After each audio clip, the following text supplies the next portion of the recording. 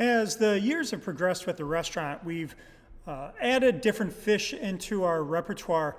It's not that we didn't know the fish were there, but this is a good example of how we use our research. We don't serve anything until we're sure that we have documentation of the fish being eaten by the early settlers, the indigenous people, or enslaved individuals. And so here we're serving catfish. We did catfish early on, but it came after fish like walleye.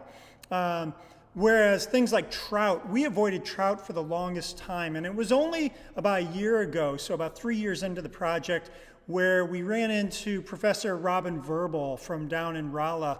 And we had mentioned that we didn't serve trout because they were brought in the 1950s as part of the sports fishing movement.